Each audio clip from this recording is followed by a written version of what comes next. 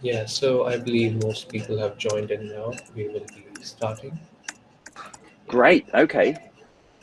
Yeah, so good afternoon, good morning, everyone, and um, welcome to this interview session with Dr. Jago. The format is basically going to be an interview. I will be asking Dr. Jago a few questions about his work on impossibility, followed by an audience, us opening the session to the audience and taking questions from our audience. So, just to introduce our esteemed guest.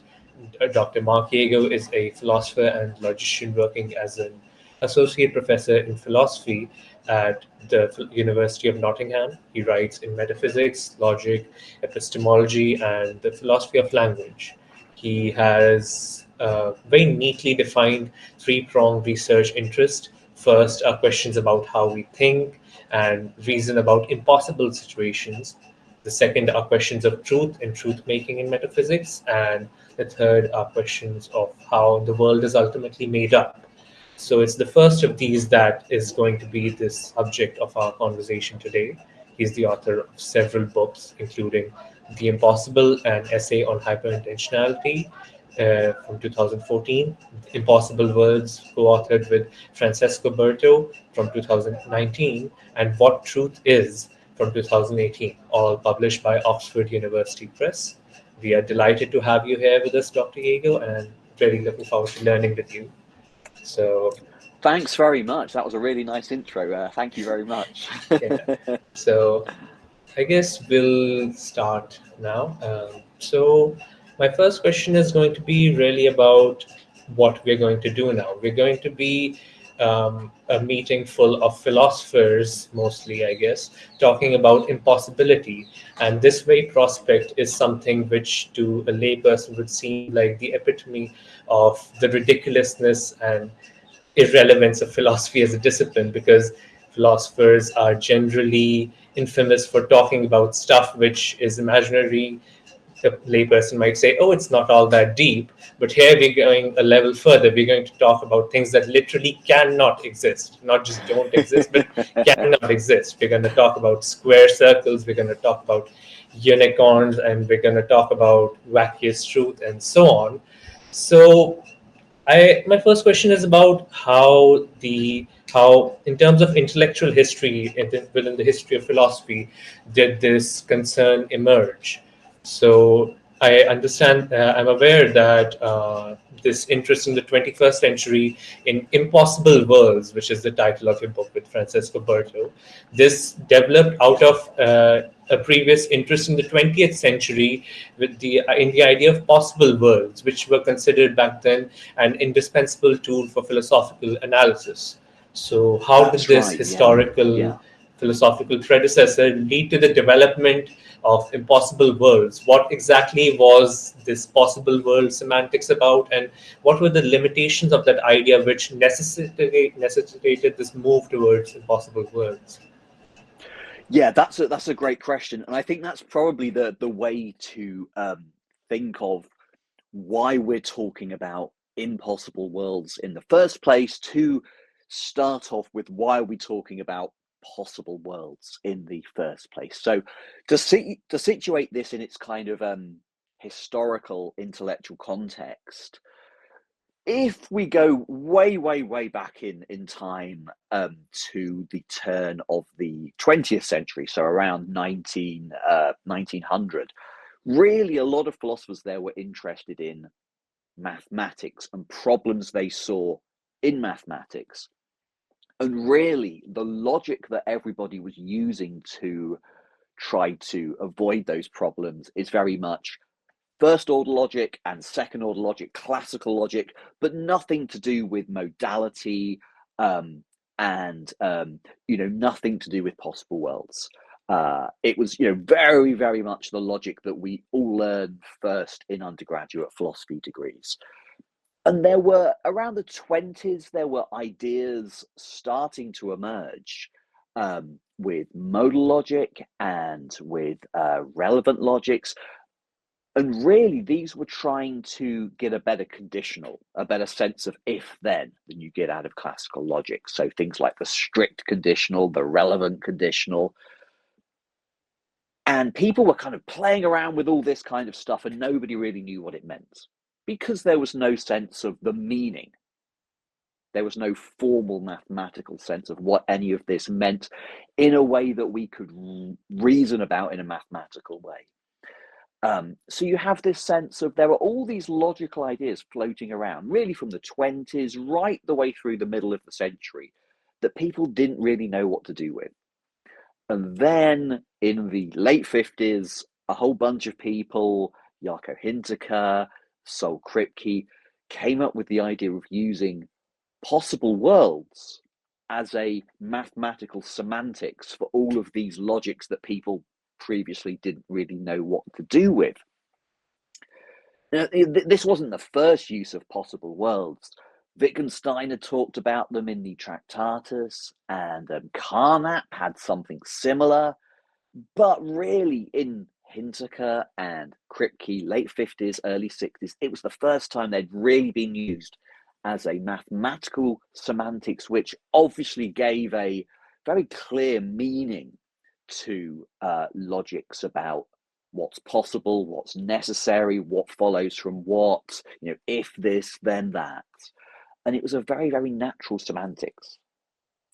And lots of people didn't like it because it required thinking not just about what's true, but what could be true, what has to be true.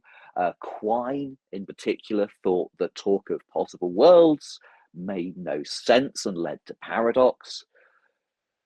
But bit by bit, throughout the 60s and 70s, the idea of possible worlds as a really kind of central logical tool became a big thing.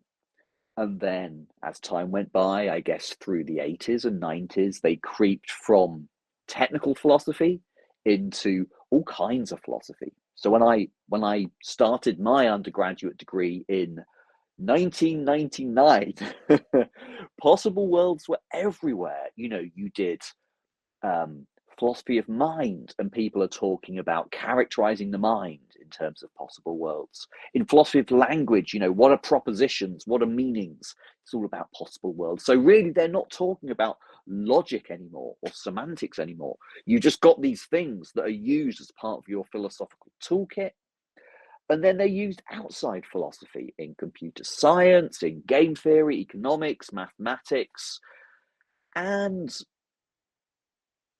they're one of those few things that have really started off in philosophy, but have gone outside philosophy, and they found a use in lots of different areas. So possible worlds turn out to be one of the big success stories in philosophy of the, I don't know, I guess the second half of the 20th century.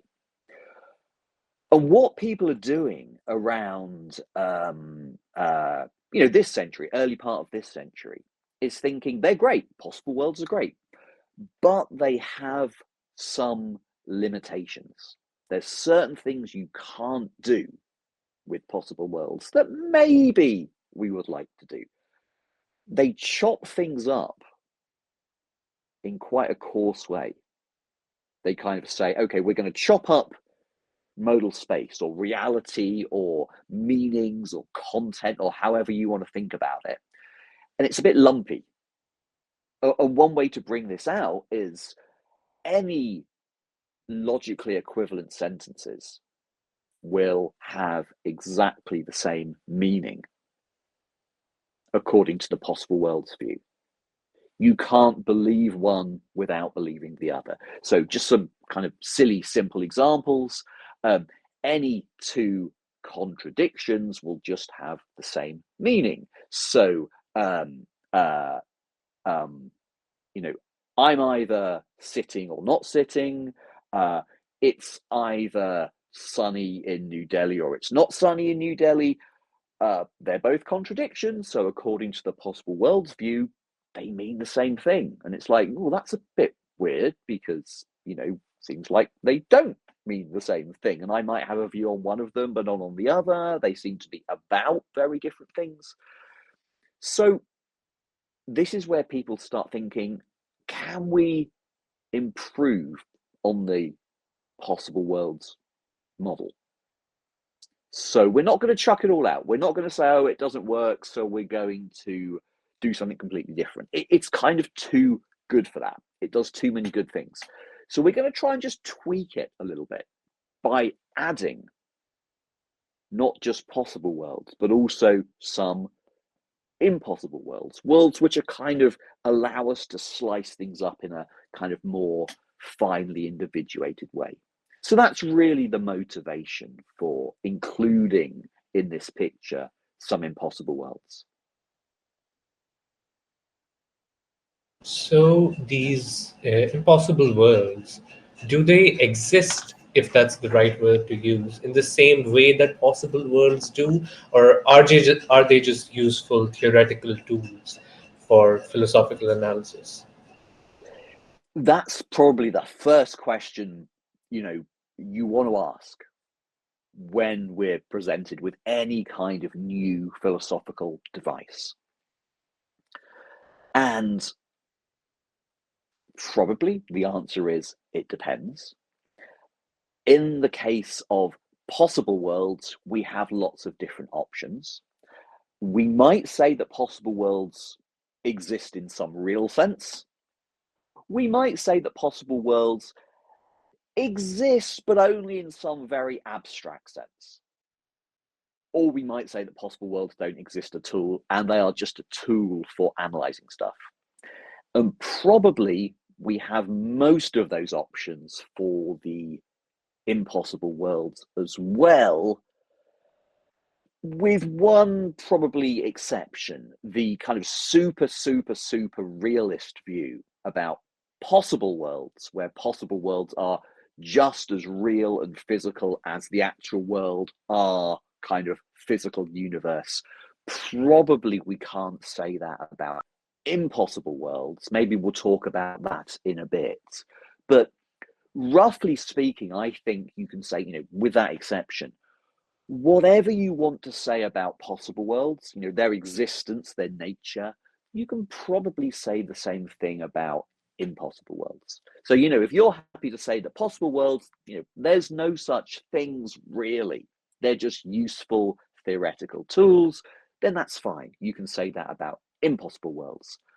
If you think possible worlds are kind of abstract entities like numbers, you can say that about impossible worlds. If you think that they are somehow constructions or rearrangements of actual physical, our physical universe, probably you could say that about impossible worlds. So you've got options. You've got options about possible worlds, and you've got options about impossible worlds. And I think there's something quite nice about whatever you say about possible worlds, say the same thing about impossible worlds. So they are the same kind of thing, but not everyone thinks that. So, for instance, Franz Berto, who I wrote the Impossible Worlds book with, he's got the opposite view. He thinks it's better to say one thing about possible worlds and one thing about impossible worlds. So perhaps the possible worlds are really real physical things for him, whereas the impossible worlds are just mere abstract, rearrangements of that physical stuff. You've got lots and lots of options here. And one of the nice or interesting features is you can do the kind of things you want to do with impossible worlds and with possible worlds, kind of irrespective of what you say about their existence. So when you're doing logic or when you're doing philosophy of mind or philosophy of language, it doesn't really matter what you say about the metaphysics of possible or impossible worlds. They're just kind of tools. And you can kind of do your logic, your philosophy of mind, your philosophy of meaning, irrespective of what you take them to be. Kind of in the same way that when you do maths, you can do arithmetic without really worrying about whether numbers are really real or they're just figments of our imagination or whatever. So, if we take the option of saying that impossible worlds do exist, so does that mean that in some world contradictions are true, and that would lead to some sort of a logical explosion as well, where everything becomes true? So how does impossible world semantic deal with that? Yeah, that's a great question. And I think this is one of the big pushbacks against including any notion of impossible anything in theorizing. So in classical logic, in fact, in nearly every logic, classical, intuitionistic logic, we have this idea that were there any contradictions, everything would follow. And that's kind of absurd because some things at least aren't true. So there can't be any true contradictions. And people thought from that means we can't even really reason about contradictions. If we ever spot something that looks like a contradiction, we have to just kind of push it to one side and ignore it. But maybe that's not true. If you encounter a contradiction in a story, you don't kind of go crazy and think that everything's true or that the story is meaningless or anything like that. You just kind of roll with it. If you find a story and something either by accident or by design is contradictory in the story, I mean, that's kind of fine. You just treat it as a normal fact. Okay. And that's kind of one of the things that impossible worlds are meant to help us understand. So what would it be a contradiction in an impossible world?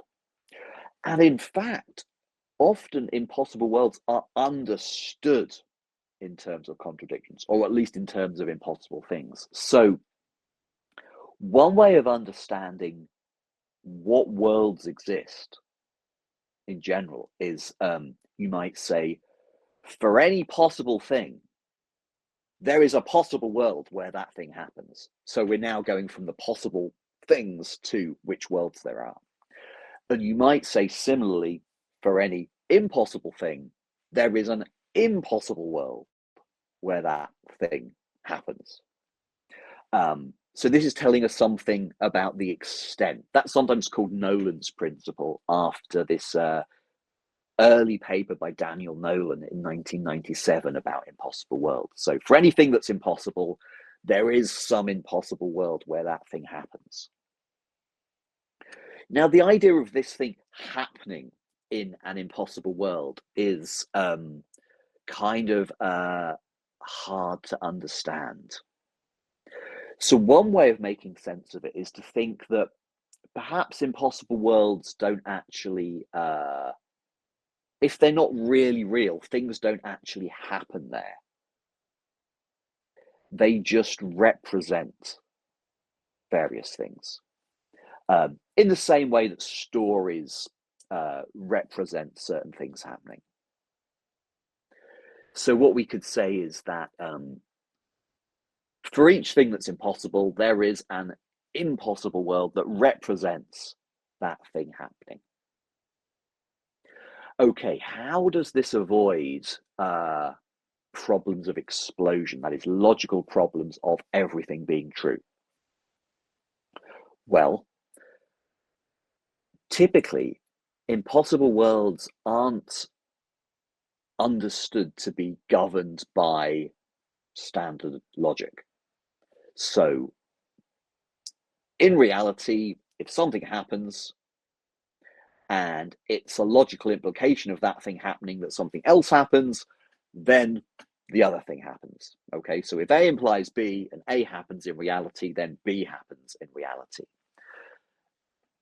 But that principle, that closure principle, isn't meant to apply to impossible worlds. So Graham Priest calls them open worlds. They are open in the sense that they are not governed by standard logic. They're not closed under standard logic. So one impossible thing might be represented as happening in an impossible world, but the standard logical consequences of that thing, which would be everything, needn't happen in that impossible world. So it might be there's an impossible world where I am both sitting and not sitting, but that impossible world wouldn't also say that every contradiction is true. So they're just stipulated. So the impossible worlds are just stipulated to not obey the standard rules of logic. So we can still think of logic as applying. Logic applies to our world, reality. Logic applies to all the possible worlds.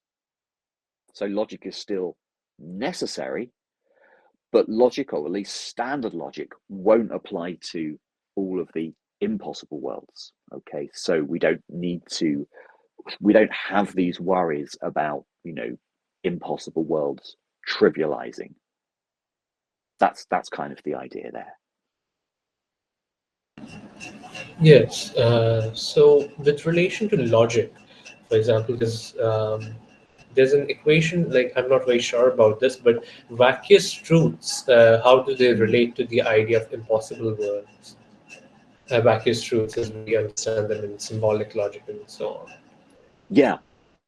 So a vacuous truth is the idea of something, some sentence, some proposition that's true, kind of just because of some trick or some condition or something like that. So perhaps the most familiar example from just standard logic, nothing to do with impossibility or anything like that. If you say something like "all unicorns fly,"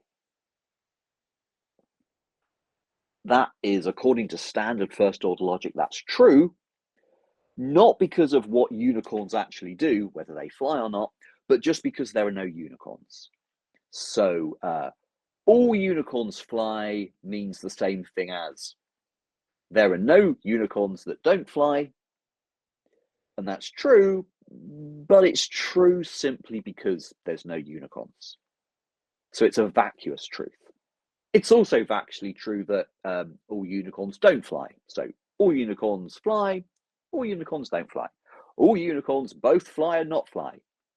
That's not a contradiction, although it sounds a bit contradictory. It's vacuously true simply because there's no unicorns. And I mean, maybe that sounds a little bit weird. It also applies to conditionals. In fact, all unicorns fly is a bit like a conditional. It's a bit like the conditional for any things. If that thing's a unicorn, then it flies. If you're a unicorn, then you fly. That's vacuously true. It's trivially true simply because nothing's a unicorn. You're not the unicorn. And when you think about this in terms of conditionals, vacuous conditionals sound a little bit weird. So take anything that is impossible, logically or metaphysically or whatever. Here's an example. Suppose we're debating which is the right metaphysical theory. Okay, so we're talking about whether properties really exist. Are properties Platonic universals, or are they just features of our concepts? Suppose the right view is Platonic universals, and suppose that's necessarily true. Then it's impossible to think that they're anything else, right? So you say, if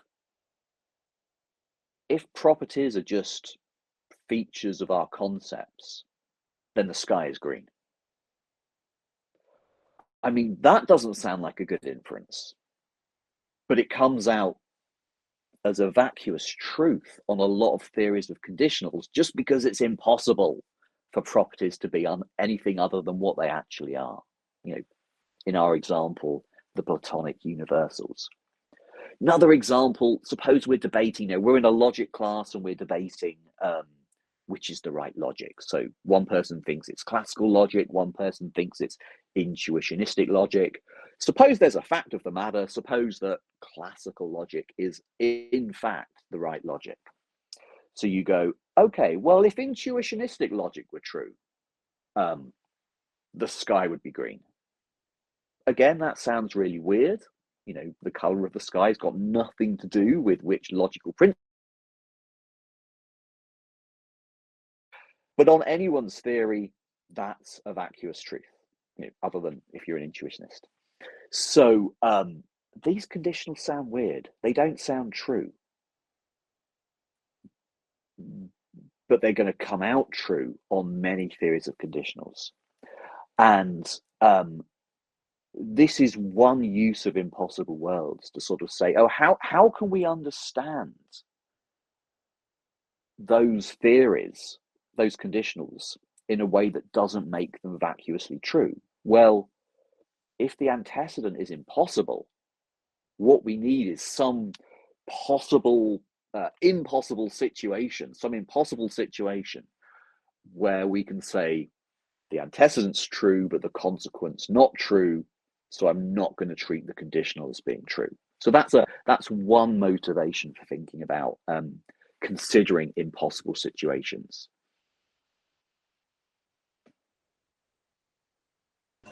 Yes. So, could you give some examples as to what exactly in logic does impossible world semantic allow us to do that was not possible before it? Yeah, good Oh, yes. question. I'm sorry. Wait, there's a question from Professor Nanda. I guess we'll take that first. Uh, Oh, sure, yeah. Professor Nanda? Yeah. Professor Nanda, please, you may unmute your mic and ask the question.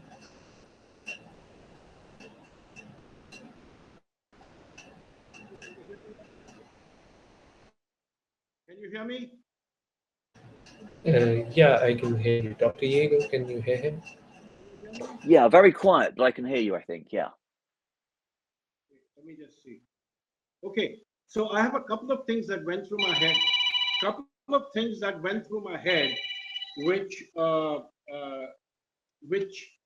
I need to ask. One is, you kept using the word standard logic, standard logic. What are you referring to when you use the word standard logic? Number one. That's one question. Second question, which I came up with me, which I'm generally trying to find out because I'm a bit lost here, is that what is the problem for which an impossible world or a possible worlds theory would be an answer to? What are we trying to solve? Are we just simply trying to do logic, or are we trying to solve some problem for which these things can be useful? Number two. And number three, in our time, in the early days, we used to have the distinction between logical and empirical impossibility. The idea that something is logically impossible, and I thought Wittgenstein had sort of put a large part of it to rest by pointing out that logical truths are truths within a formal system, depending on the rules of the system, right? So whenever you talk about an impossible world where things happen, uh, we're not doing physics here, talking about Schrodinger's possible universes. We are talking about possible worlds in philosophy, right? So in that sense, what would it actually amount to? Are we talking here about logical impossibility, or are we talking about number one? And number two, when you're talking about logical contradictions, for instance, the theological problem was, if you remember, the theological problem was it is impossible for God to create such a big stone that he cannot move it. Now, that follows from certain definitions about God that you have, that you call that an impossibility, right? So, then just let me keep it down to just these three questions. When you use the word standard logic, what do you mean? And what are we trying to tackle when we are, otherwise we can get lost in the woods. It's a very fascinating thing, the logical, what shall I say, the granular levels of logic is fantastic. But you lose, as one of my teachers used to put it, he says that, after the logicians win all the battles, but they lose the war, he says. So, yeah, go ahead, sir. Sorry. Yeah. So I guess by standard logic, I meant classical first order or higher order logic. That's usually assumed in most most philosophical discussion. Not always, but so just a minute. Do you mean Aristotelian logic or symbolic logic? no. Then what? Which one do you mean? Classical first order logic. Okay. So that is what I understand that, but I'm saying that what would that amount to? I mean, classical first order logic is what? In symbolic logic, you have first order logic. I'm not clear what exactly. Sorry, I didn't quite get the question there. So the question was that when you say the early logic, the first logic, let's say, was Aristotle. We're not using that. We're not using that, are we? Absolutely not talking about that. I'm talking about modern logic. So Frege onwards. Okay, fine. That's no, that's what I said. Mathematical logic, by and large. Absolutely. Yeah. I get it. So that's what I wanted to know when you use the word standard logic, because many of these things occur even in Aristotelian logic in different forms, but they are usually shunted out of the way. But okay, that's number one. And what problem are we looking at when we are trying to talk about possible worlds, etc.? Possible universes and impossibility. So, sorry, was the question about what problem are we talking about with possible worlds or with impossible worlds? No, I'm asking this question. Okay, let me try and see. I've got a couple of things which are actually coming up, so I might be a little incoherent, so please don't. The thing was that the idea that if a statement did not have existential import, would you call that vacuous?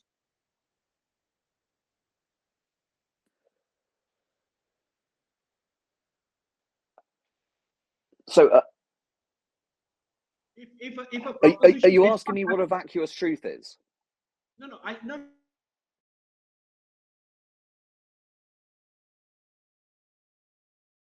Import. That was the thing we use. I'll be meaning the same thing when you use the word vacuous. So a vacuous truth is one that's true simply because, so in the case of a conditional, a vacuous truth is one where the antecedent can't be true. That's the definition of a vacuous truth. When you say can't be true, are we talking logically can't be true, or are you talking about empirically can't be true? So, okay, so there's lots of different notions of possibility and impossibility. So we can talk about what's physically possible, what's metaphysically possible, what's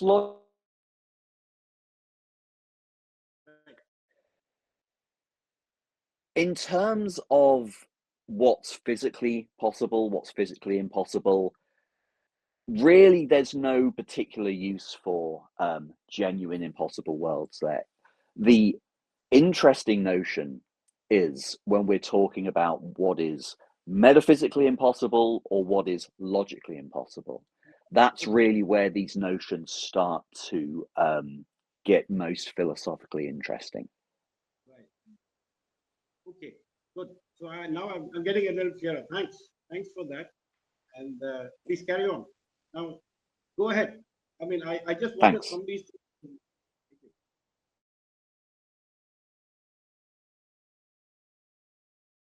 The question I had in my mind first has pretty much been answered. I wanted to ask about, so maybe you can just reiterate with some example as to what exactly does impossible world logic and semantics allow us to do, which wasn't possible in the possible world semantics. Yeah, great. So all of the uses, or nearly all of the uses of impossible worlds in semantics, in logic, in philosophy of mind, in epistemology, they all revolve around the same idea, which has lots of different applications.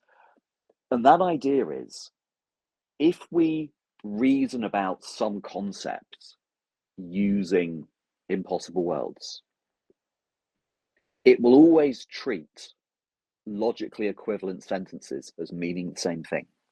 So here are a whole bunch of different applications. In philosophy of language, suppose we're talking about meanings or propositions or any notion like that. All of those things will be treated as the same when they're logically equivalent.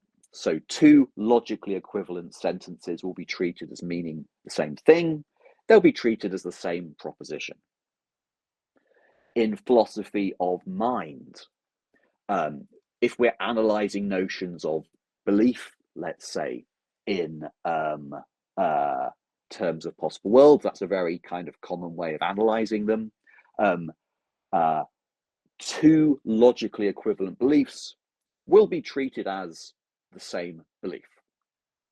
So if I believe something and this other thing is logically equivalent to it, they'll be treated as the same belief. So I can't believe one without believing the other. In epistemology, one way this problem comes out is if I know something and there is this other thing that is a logical consequence of what I know, I'm automatically going to know that one as well. Okay, that's got some very strange consequences. So for instance, if I'm playing chess and I know the rules and I know the position of the pieces on the board at any one time, I'm automatically, according to the possible worlds model of knowledge, I'm automatically going to know what the best move is next. And that just obviously seems wrong because, you know, we make bad moves, we get very confused about what the best move in chess is. So it seems kind of obvious that we're not mathematically perfect reasoners. Our knowledge is subject to, mathematical error, in the sense that we don't always know what follows from what we know. So these are kind of applications in philosophy of language, in philosophy of mind. And another one is the one we were just talking about with conditionals. If we think about in any natural language, how we evaluate conditionals, a conditional like, so Daniel Nolan gives the example of, Hobbes trying to square the circle, which is something people, geometers back then were trying to do because they thought it might be possible. Turns out to be impossible. Here's a true conditional. If Hobbes had managed to square the circle, he would have been a pretty famous mathematician. That sounds true. But here's another conditional. If Hobbes had managed to square the circle, he would have turned into a giant pink ball. That doesn't sound true. But on most standard analyses of conditionals, both of those conditionals are trivially true, just because it's impossible to square the circle. So all of these analyses of conditionals, of knowledge, of belief, of meaning, of propositions, if they're given in terms of possible worlds, have these problems. And it's the same underlying problem in every single case, that impossible worlds just don't distinguish between logically equivalent sentences. And the solution, if you want to stick with the possible worlds analysis, but just tweak it in the smallest way to avoid the problem, is you add to the analysis impossible worlds that do allow you to distinguish between logically equivalent sentences. So that's kind of the motivation there. There's a whole range of problems that motivate this kind of relatively small tweak to possible worlds analyses of, this wide range of phenomena. Yes, thank you for the clarification. And earlier on in the conversation, you had mentioned stories and how there are fantastical elements and possible elements in stories, and we're perfectly fine with that. And for Yeah. example, science fiction often explores impossible scenarios like time travel, paradoxes, and so on. So, could impossible worlds provide a philosophical foundation for analyzing such narratives? Absolutely. So this is another application of possible worlds. I mean, so Lewis and lots of other people have analyzed what it means for something to be true in a fiction, in terms of possible worlds. And part of the motivation here is that what's true in a fiction often goes way beyond the words on the page. So presumably it's true in the fiction Jane Eyre that Jane Eyre's human, that she had a heart, that she was, you know, between 4 foot and 6 foot tall, you know, all of this kind of stuff. But it never says any of that in the book. We just kind of assume it. It's true in the fiction, you know, in the world of Jane Eyre, it's true that she has all of these typical human properties, although it never says that in the text. And Lewis analyzes this by saying, well, there's this world of the fiction. It's a possible world. And, you know, you make sense of that by saying it's the kind of closest world to reality where the fiction is told as truth. Okay, so that fictional world should be kind of similar to our own world, except for all of the things that are said to happen in Jane Eyre in the text really do happen in that world. And that's a pretty great analysis, apart from the bit about it being a possible world, because then it just goes crazy when you have a fiction where impossible stuff happens. So time travel, you know, maybe that is a, well, who knows, right? Maybe time travel is physically possible, maybe not, but it doesn't necessarily seem to be logically impossible. So, you know, Lewis might be cool with time travel happening in his metaphysically possible worlds. The real case where this goes really crazy is if you have logical impossibilities in a story. So Graham Priest tells this this story called Sylvan's Box. So his old supervisor, Richard Routley, Richard Sylvan, same guy, he's died recently at the start of the story, and Graham goes to his house to kind of pack some things up and sort out his philosophical papers, and he finds this kind of really old antique box on Richard's desk, and he opens it up, and he has this really strange experience because the box is empty, but it's also not empty. That's the story. And you know, he fleshes out the story to kind of make it really clear that, you know, he's not hallucinating, he's not misperceiving, none of that. You know, he kind of checks that he's awake, he checks that he's not hallucinating, he checks the box several times, and, you know, you're meant to believe that it's just part of the story that the box really is empty and really is not empty. There's something in it. So it's a logical contradiction in the story. And then there's this question, how do we make sense of that? And it seems like you can make sense of it. I mean, maybe you can't imagine what it's like to be in that story, but you can still make sense of the story. You can make sense that here are a bunch of things that happened in the story, and here's a bunch of things that didn't happen in the story.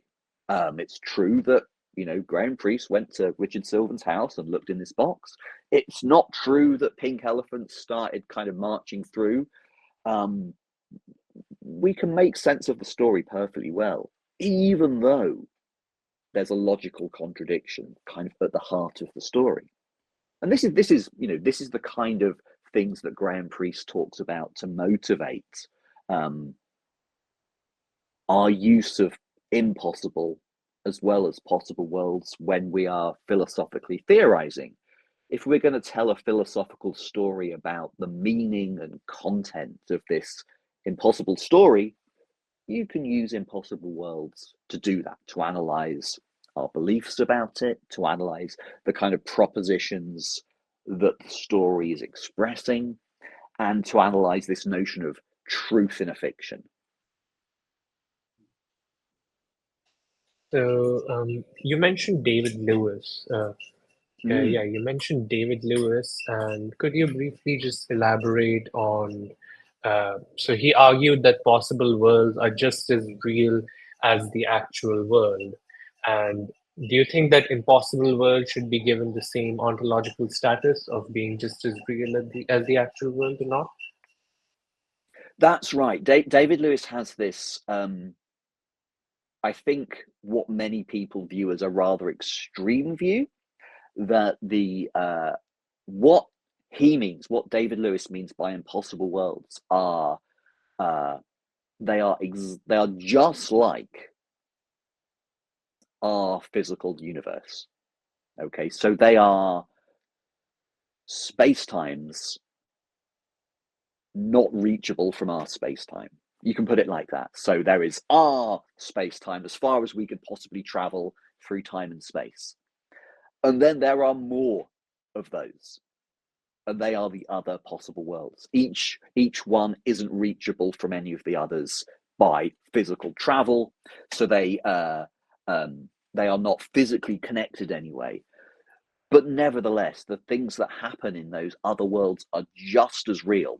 There are real flesh and blood people in those other possible worlds, sitting there talking about philosophy just like we are.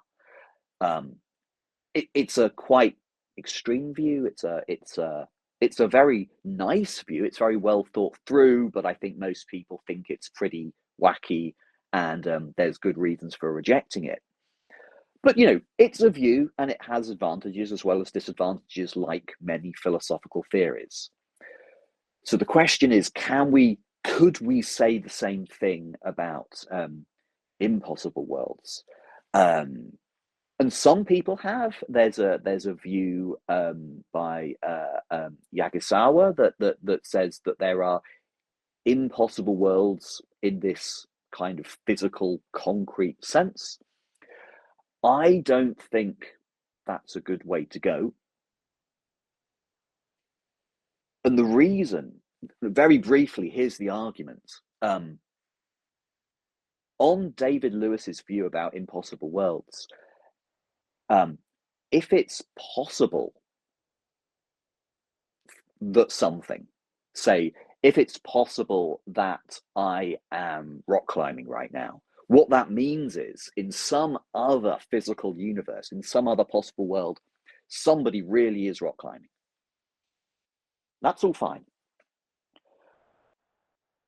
If we apply that to the idea of impossible worlds, then if it's impossible for Graham Priest's box to be both empty and not empty, what that means is there is an impossible world where that box really is empty and not empty. So there is, in existence, in reality, not in our universe, but in some other universe, a box that is empty and not empty. So we can say, now not talking about worlds or anything, we can just say, in reality, there is this box, and it's got contradictory properties. So if we believe in classical logic, we're back to the old problem of contradictions entailing everything. Okay, so either impossible worlds somehow make us give up on classical logic, and I'm not really into that because I think classical logic works very nicely. I think the better solution here is to say that if you want to believe in impossible worlds, that's fine, but don't take them to be real, physical, concrete things like our world. I think it's better to take them to be abstract reconstructions of reality, not physical things.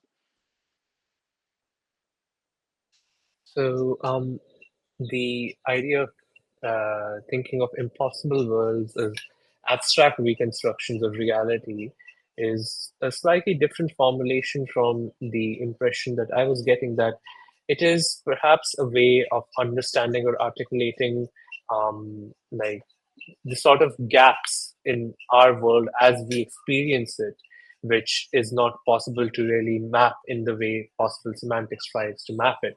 So these gaps in our logic, I think that impossible worlds, as we've been talking about it, is a way of being able to better accurately and, as you said, more intricately map those things with better nuance. So um, I guess this is a very simple clarificatory question. Like, what exactly do you mean by an abstract reconstruction of reality, and what does it try to do? Yeah, good.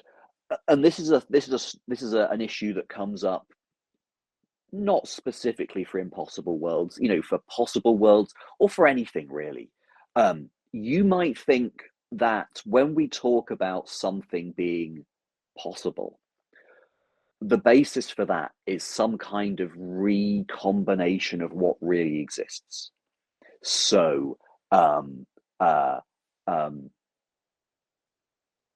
I'm in England, you're in India, but it's certainly possible for you to be in England and me to be in India. And the kind of basis for thinking that might be some kind of recombination principle. We take the things that exist, me and you, in England and India, and we can kind of recombine those objects and those properties in such a way that it makes sense to talk about those merely possible facts. The possible fact that you're in England right now, and the possible fact that I'm in India right now. So this is a view of possibilities as kind of recombinations. And there's a kind of circularity there, because what is a recombination? It's a possible thing you can do, but we're trying to analyze possibility. So you might say that these possibilities exist in some sense, not in the sense that reality, the physical world, exists, but there's a kind of an abstract existence. The objects, you and me, and the properties of being in, the relation of being in, can be rearranged in an abstract sense to represent me being where you are, you being where I am. So you might think of the abstract entities as propositions, or as sets containing real physical objects, something like that. So you're using broadly mathematical tools to represent rearrangements of bits of reality. And you might think of those as the possible worlds. And if you think you can rearrange them in ways that are impossible, maybe logically impossible, that would also give you a kind of an abstract impossible world. Yes, thank you for that clarification. And now, perhaps, maybe one more question from my side. So, up until now, we've talked about basically in the domain of your newer book, Impossible Worlds.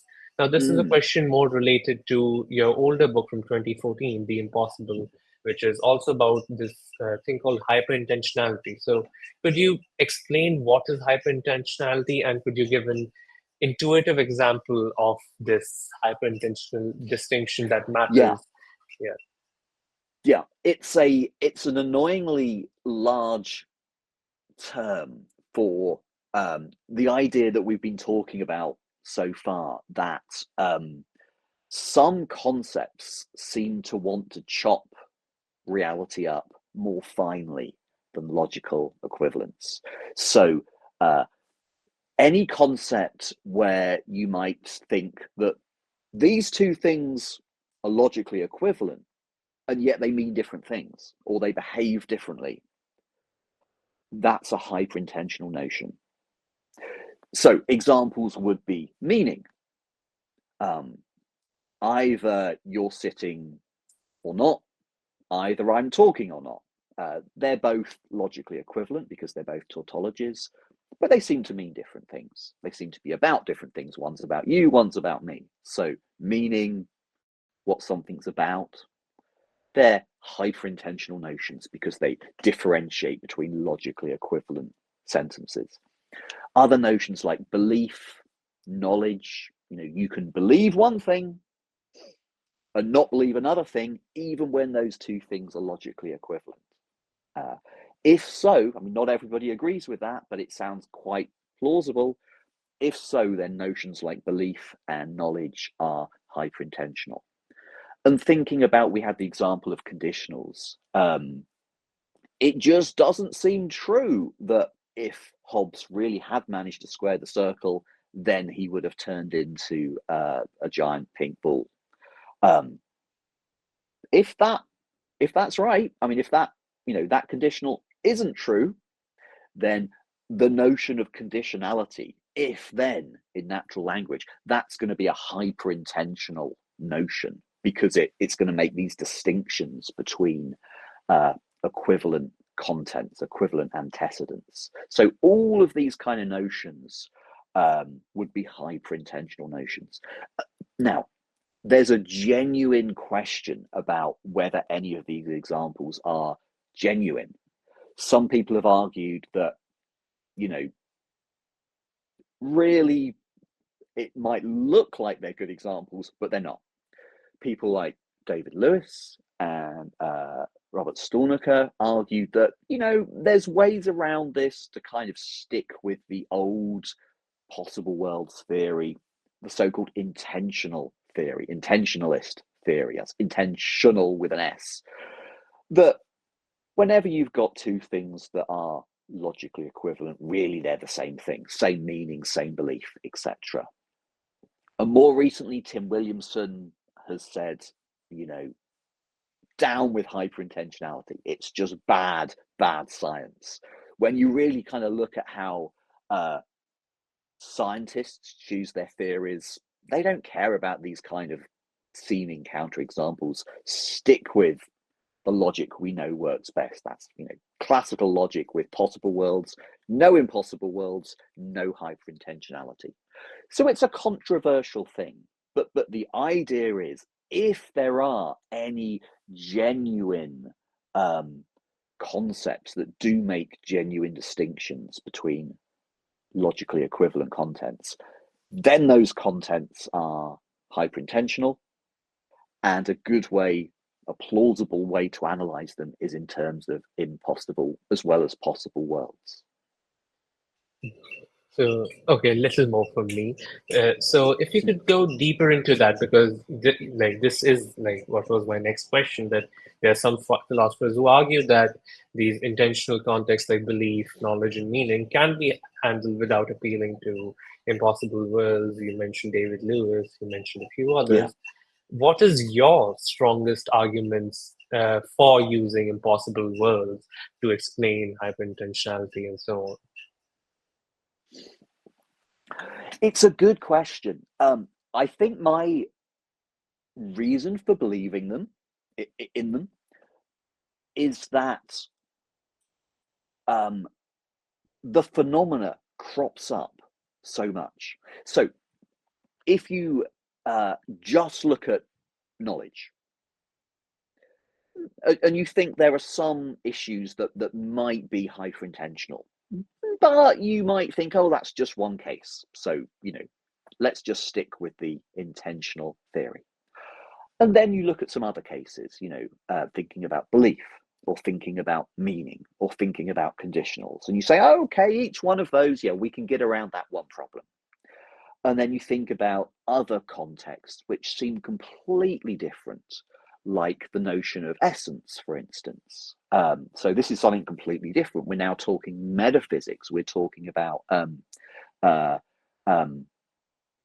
Kit Fine has this famous example considering a person like you, and then the set, the singleton of just you.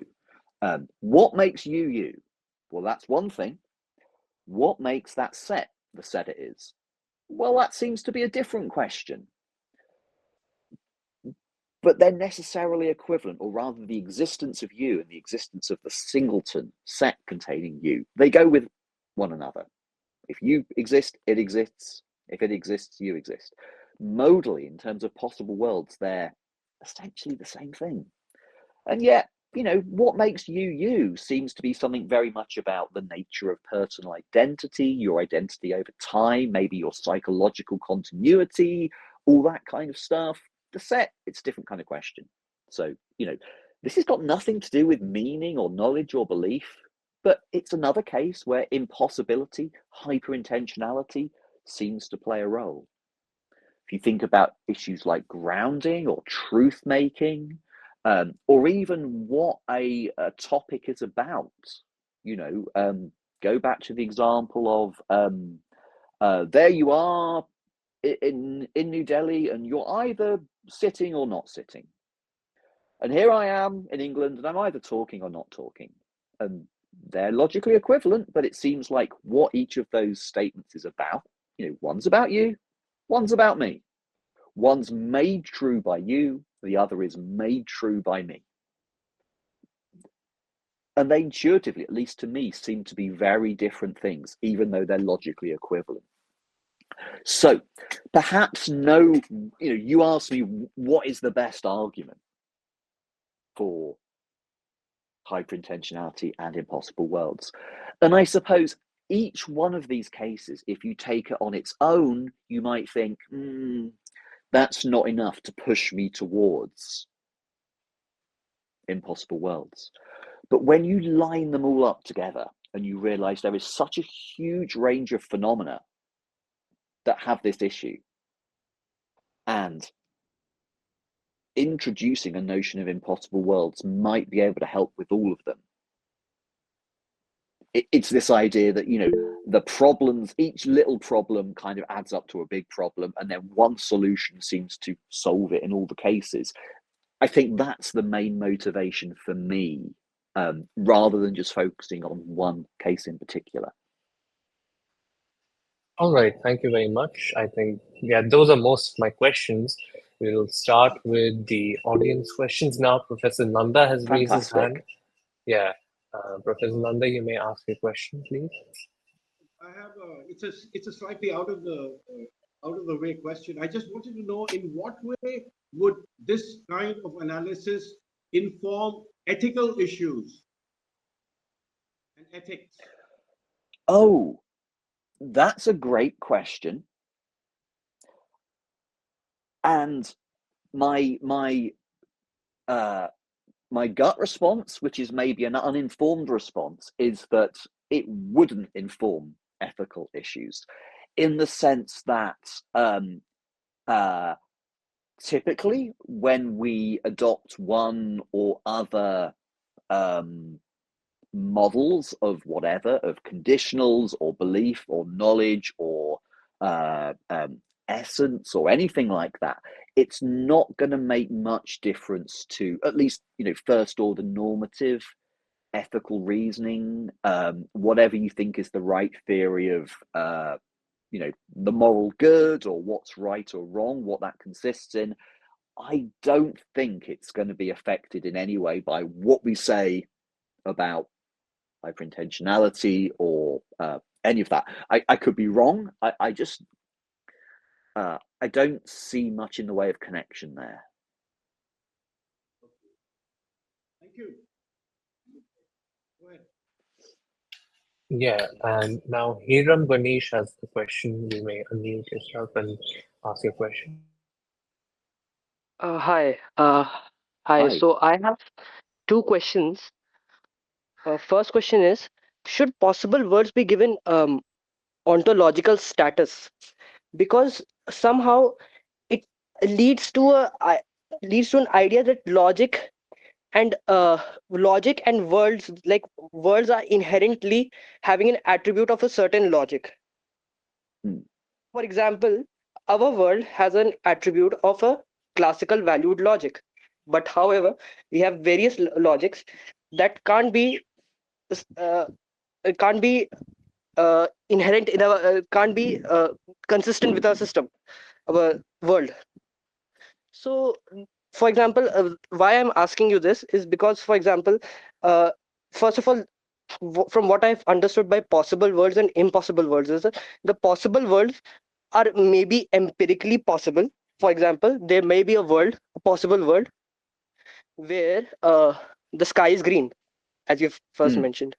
But then there is but an impossible world would be where there is a logical impossibility. For example, uh, I would be sitting and not sitting at the same time.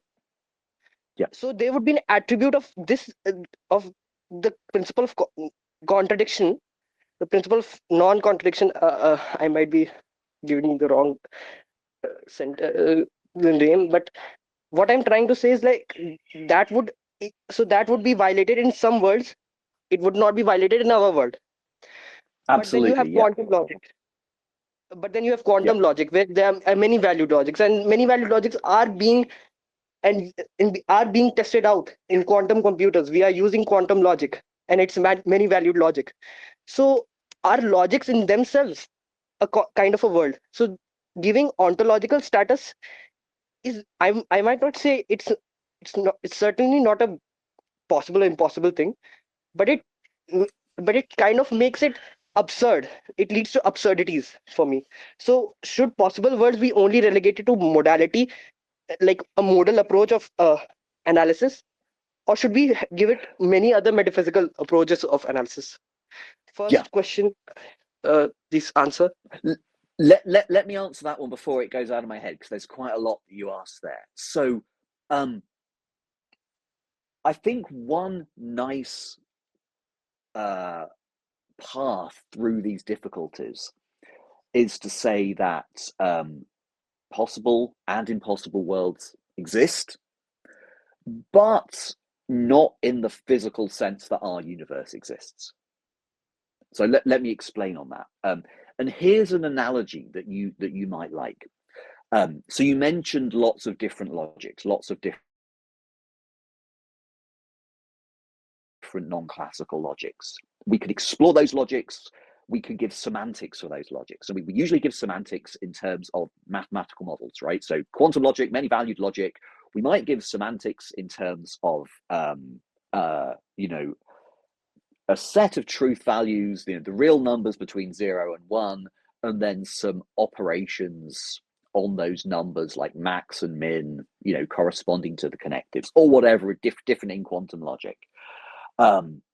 So those models exist in some sense, but they exist in a mathematical sense, right? They exist in the same sense that mathematical groups and rings and all of that kind of stuff exists.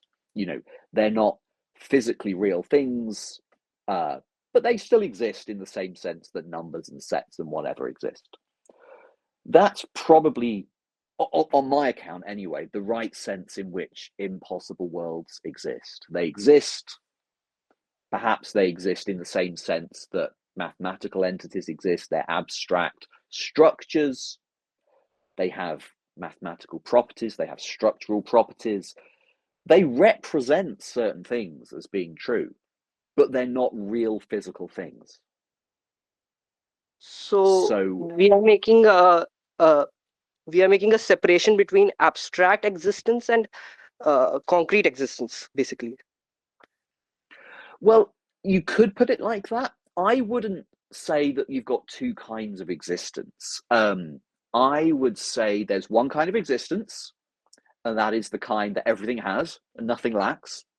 To exist is to be a thing, to be self-identical. But some of the things that exist are concrete spatio-temporal things like you and me, and some of the things that exist, like the number 32, aren't concrete spatio-temporally located things.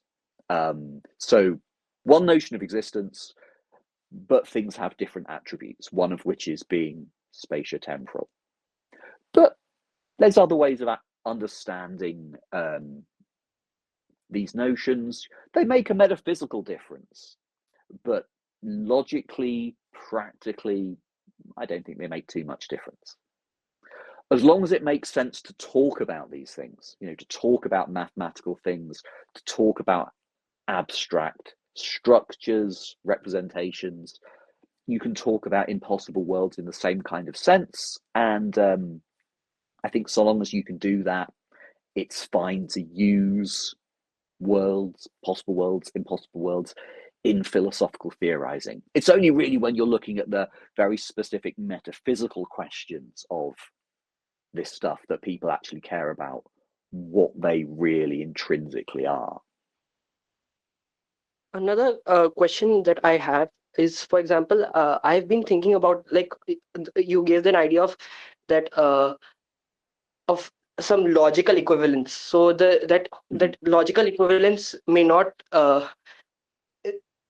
that equivalence cannot reflect in linguistic aspects. For example, from the sentence I can think of is like a triangle, like two sentences. A triangle is a three-sided polygon, and a triangle is a polygon with all the sum of its angles as 180 degrees. So that means they mean the same thing, but there's some linguistic difference between them. So, so according to you, from what I've understood exactly, you are uh, impossible worlds can solve these issues. In, so this is what I'm trying to understand. This is what I've understood by now. So, if, for example, so I wanted this to be related with the aspect of the principle of identity. If A is A, if A is equal to A, so is in the just like I wanted an idea of how can this relate to A is not equal to A. So, So let me give you an example that I think works, that makes the idea a bit clearer. So rather than taking two contents that are very, very close, so like a triangle is a trilateral object, a triangle is a three-sided object or three-angled object. Take two mathematical theorems that are a little bit further apart. So one is Fermat's last theorem, very, very complex to prove. And the second one is 1 + 1 is 2. Okay. Everyone knows that 1 and 1 is 2. Not everyone knows that Fermat's last theorem is true. Throughout most of human history, people had never even thought of Fermat's last theorem. And, until Fermat formulated it, probably nobody really cared. And nobody proved it until Andrew Wiles in 1995. So perhaps nobody knew for sure that it was true until he proved it, although most people thought it was true. So they are, if you include mathematics in logic, they are logically equivalent. 1 and 1 is 2. Fermat's last theorem is true. They're logically equivalent. Yet it seems reasonably clear that they mean different things, that you can believe one without the other. You might know one and not know the other, etc. So that's the kind of example that I think brings out why you might better want to distinguish between logically or mathematically equivalent sentences. Now, you asked about the principle of identity. Maybe you could say a bit more about how you saw that coming in. I like, for example, how is it possible that impossible worlds can we even philosophically engage with any sort of impossible worlds that violate the principle of identity? Like for contradictions, I see. Yeah. I can understand, but for principle of identity, there is no. I can't actually understand any sort of actual philosophical engagement that can be made in any sort. There's a really good question about the extent of impossible worlds, and I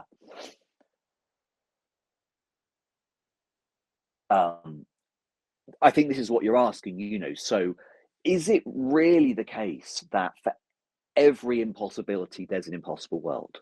So and I think you've identified a really nice issue there. The principle of identity, A is identical to A. Perhaps that is the most logical of all logical truths. It is the one thing that we can't question, perhaps.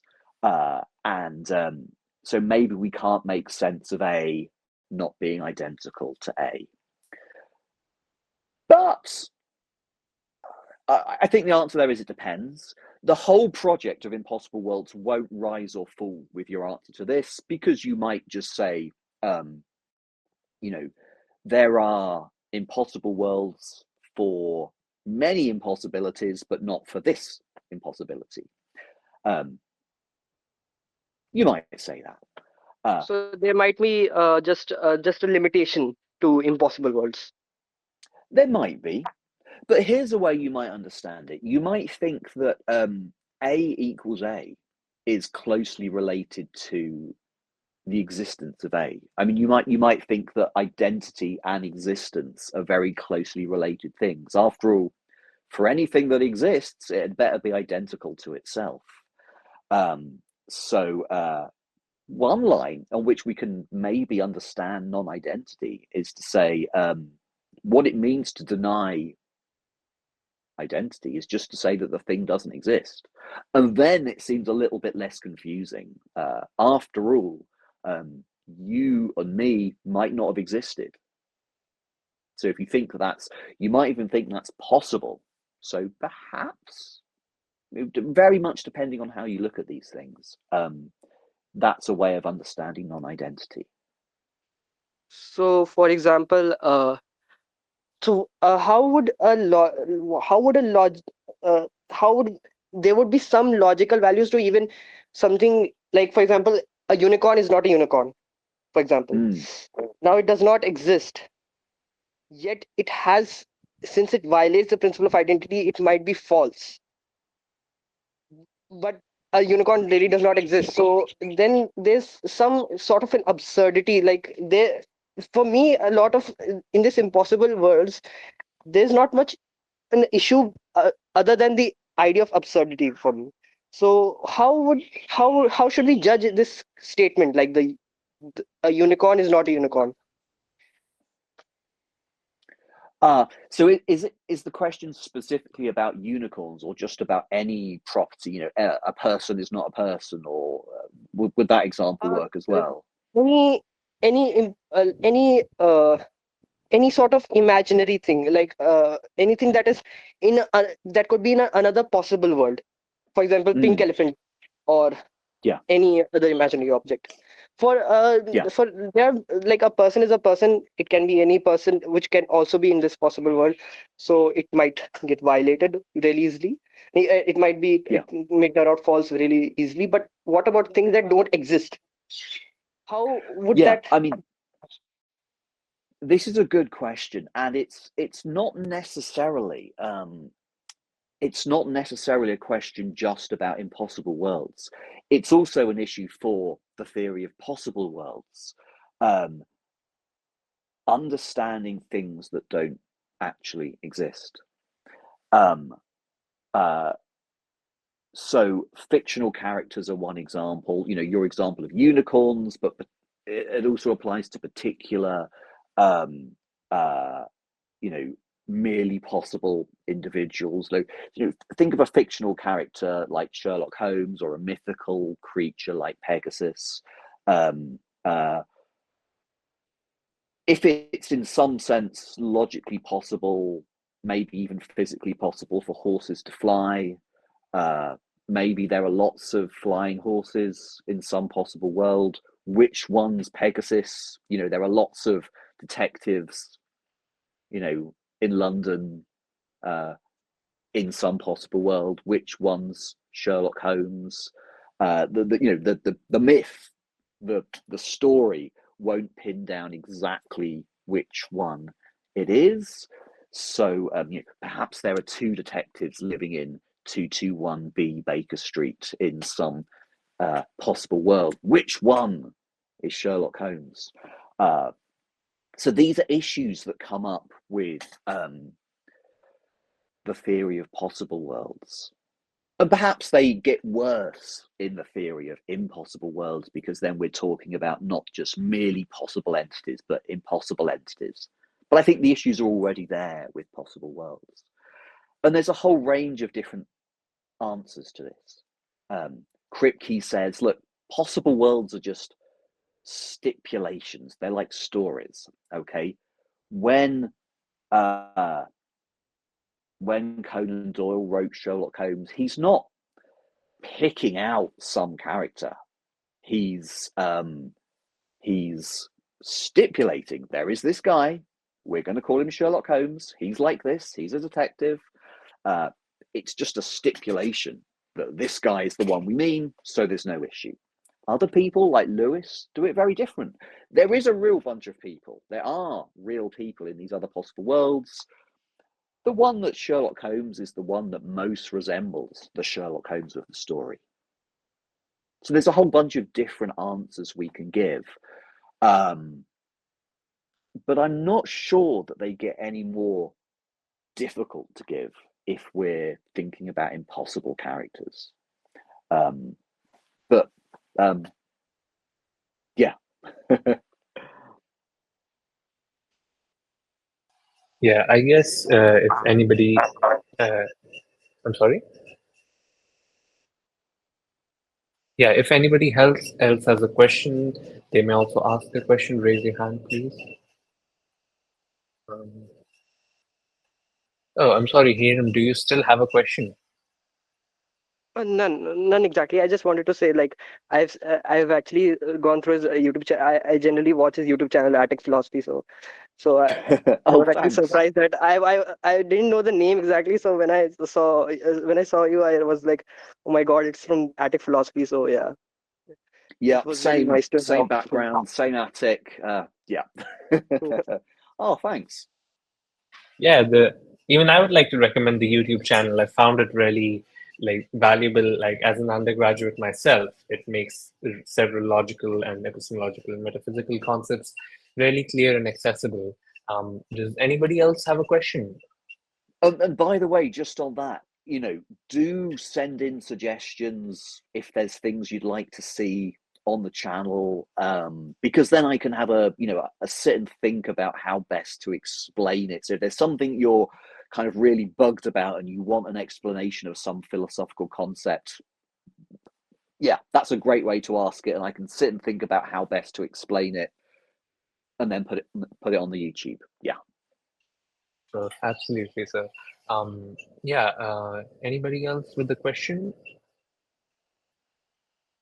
Okay, I don't think so. So, okay, I'll just ask my final question from the list that I had sent to you. So, you had made a point about making finer distinctions and impossible worlds allowing for more nuance in trying to construct this abstract reality and so on. So, the question goes, is there a point where making distinction finer and finer no longer helps us explain meaning and belief? Or in other words, is there a limit to how hyperintentional our theories should be? This is a great question, and I think it's the one that really puts pressure on hyperintentional theories. We always talk about the push to go finer and finer grain, but you get to the point where we're chopping things up just as finely as sentences, and then it seems like, if you chop things up as finely as the sentences that they're written in, maybe there's no real benefit to having a theory of worlds in the first place. You just have a bunch of sentences and they're unrelated, and then you lose all the benefits.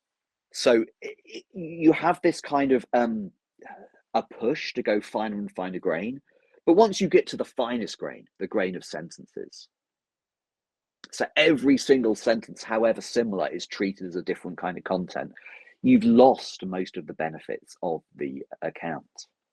Some people think you have to find the right stopping off point, right? So we go a little bit finer grain. Maybe we go to the grain of like paraconsistent logic LP or some relevant logic or something like that. Then we stop.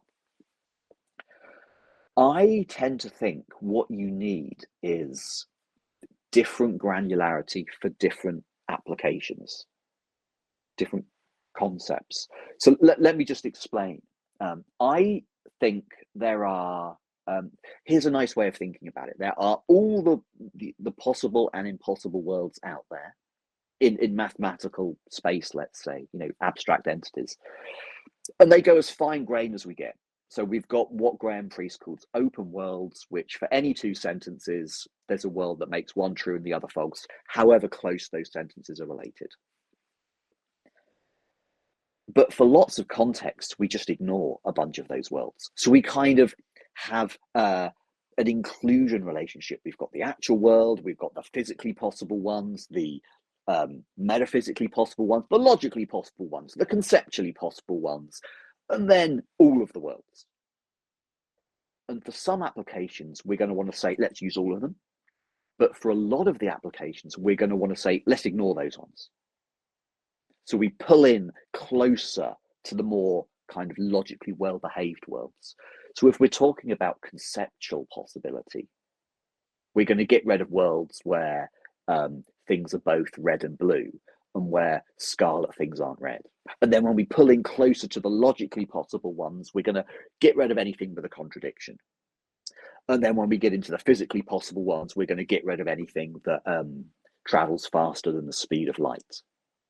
So different operations, different ways of analyzing a concept will ask us to expand or contract the range of the worlds that we take to be relevant. So they're all there, but we sometimes ignore some of them. And the more you ignore, the more logically close your theory becomes to classical logic. And the more you include, the fewer logical principles you get. So if you analyze knowledge, maybe there's very few logical principles of knowledge, because it doesn't seem that obvious that if I know this, I must know this other stuff. I mean, maybe I just never thought about the other stuff. But when we're talking about metaphysical possibility, it really seems clear that there's a strong logic of that. If we're talking about essence or truth making, there's a strong logic.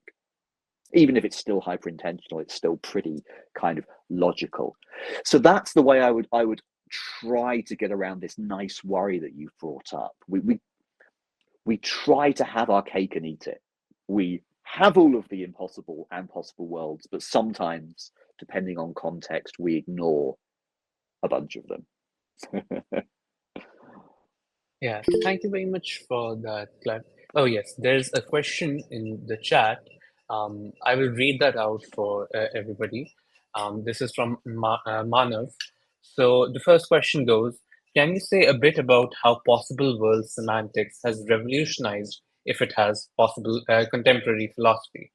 And the second question is, are formal semantics really promising when it comes to solving various philosophical problems?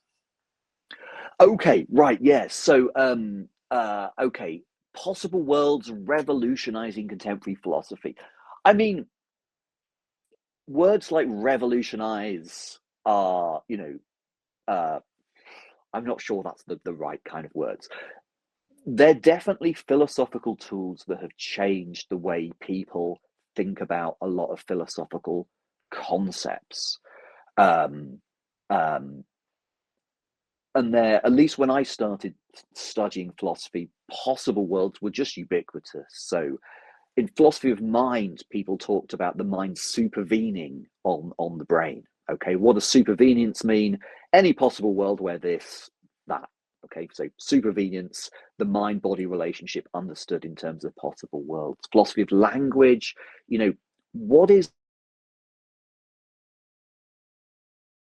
possible worlds to sets of entities or something like that. So functions on possible worlds, that's what meanings were understood to be.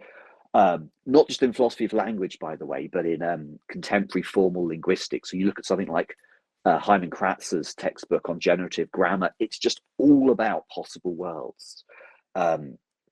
Theories of propositions, I think in the early days of analytic philosophy, proposition and sentence were probably treated as meaning the same thing, but lots of people think that propositions exist even if sentences were never invented. So what is a proposition if it's not just a sentence? Well, it's a set of possible worlds or something like that.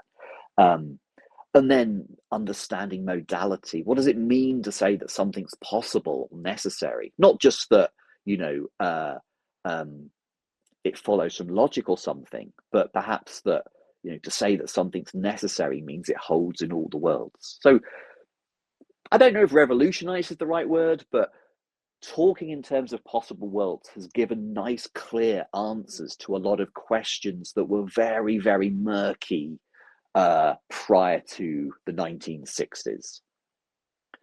And then you said, are formal semantics really promising when it comes to solving various philosophical problems? That's a great question. Okay, so here's the thing I definitely want to say. Formal theorizing doesn't always solve problems, but it does make them clearer. So whenever you're dealing with some philosophical problem, you need to be clear on precisely what the problem is and what it isn't. And formal theorizing really helps with that. It also gives you a clear idea of what might count as a good solution and what doesn't count as a good solution. So which solutions would be inconsistent with various other things that we care about.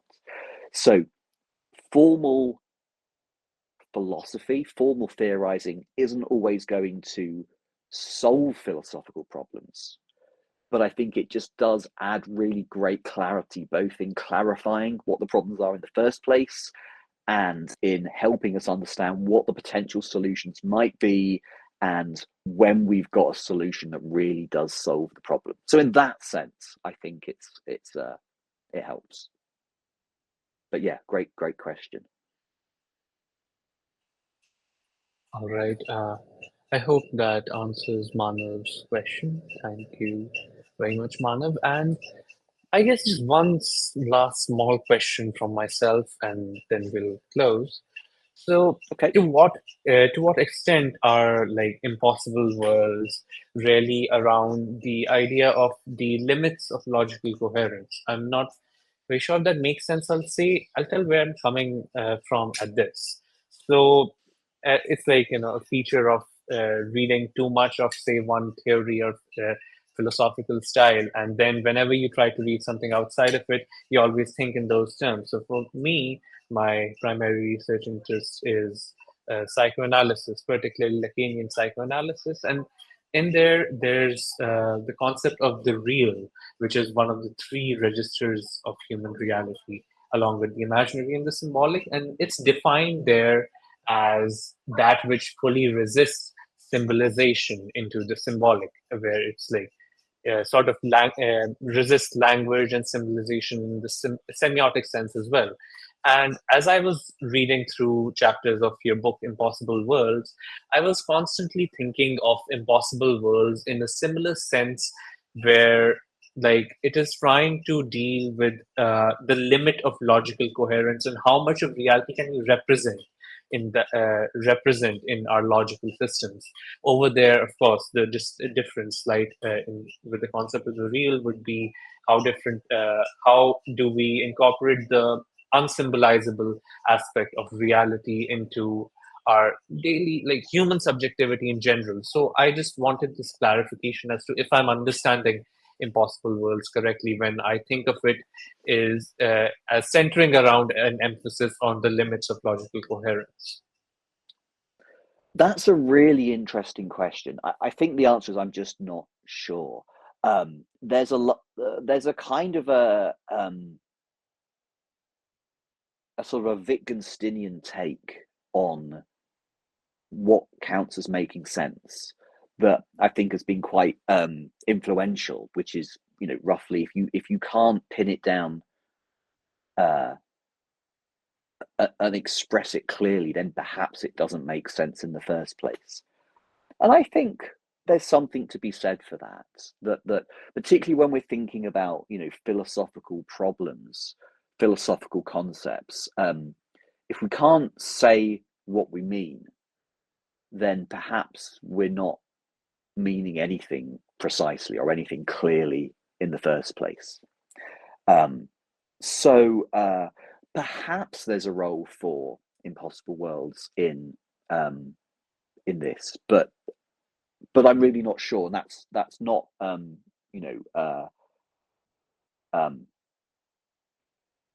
it's not really something that I've thought too much about as an application for these things. I mean, it's certainly true, even if we don't think about impossible worlds, even if we just think about possible worlds, that there's, according to that theory, there are going to be meanings, there are going to be contents which aren't expressible in language, simply because there's going to be more contents than there are sentences that we've got. Presumably the number of sentences we have is countable, but there's going to be more possible world meanings than that. So there's lots and lots of meanings, contents available in a possible worlds theory.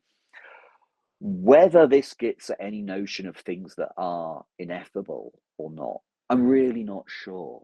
The sense that there is something kind of beyond language, in the sense that it makes sense, yet we just can't put it in words.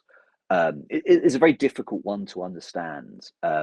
What it could mean if it doesn't have a meaning that we could express. Often, we have this sense that there are meanings that we just can't get into words. But I wonder if that's just because as humans, we're not always great at finding the right words for the things we mean. But something that even in principle resists being put in words. Whether there is a genuine meaning there or not, I don't know. I'm unsure, let's say. Yeah, I understand that was like a question out of the blue but yes, thank you very much for answering that. And Yeah, it's a great question. We're also over our time. So I would like to now call Vanisha, our president, to deliver the vote of thanks. Thank you so much, Professor, for this insightful session. I'm sure everybody has gained something from this lecture, and the mystery surrounding impossible worlds now feels both clearer and more approachable to everyone. It has been a privilege to engage with these ideas under your guidance, sir. I would also like to thank my staff advisor, Ms. Silika Mahapatra, the Registrar of Societies, and our principal for their constant guidance and support in organizing this lecture.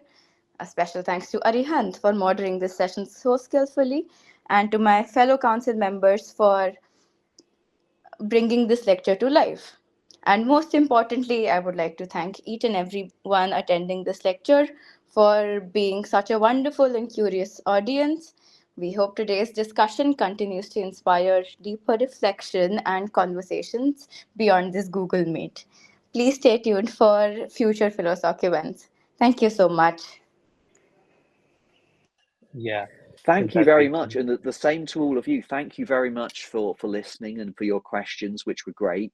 It's been a really, really fun chat. So thank you very much. Yeah. Also, on a personal note, thank you, Mr. Jago, for taking out your time. We had to reschedule, but you were really flexible with that. So thank you very much. And it was genuinely a very good session over here for me, particularly because when I was recommended your work by one of my professors who was teaching us symbolic logic, and over there we hit upon the concept of vacuous truths, which intuitively did not make sense to a lot of us initially, and it took us quite a while. It took us quite a while. And one of the works, to give this sort of philosophical grounding to logic as he was teaching, he recommended me your books, and those were also really helpful. So it was great to actually be able to talk to you and ask you these questions. And thank you so much for engaging with them. Thank you very much. It's been a pleasure. So thank you very much, and thank you for the very nice questions. Yeah, Professor Nanda, who had joined us, had to leave because of some commitments, but he also wanted me to extend his thanks to you. So yeah, thank you. You're welcome. Yeah, thanks very much. Okay, everyone, take care. Bye. Yes, bye bye. Thank you. Bye bye. Thank you. Bye.